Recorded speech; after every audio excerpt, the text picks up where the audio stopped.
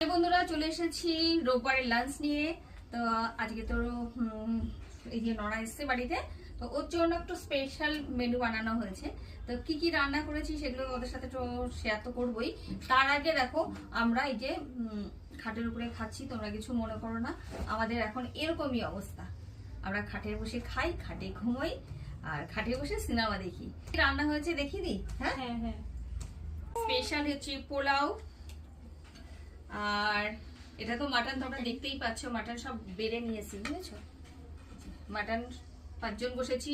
তারপর এটা বলবো, আর এটা হচ্ছে সেই কাবাব। কাবাব বানিয়েছি, চিকেন কাবাব, তার সাথে হাড়িয়ালি চাটনি।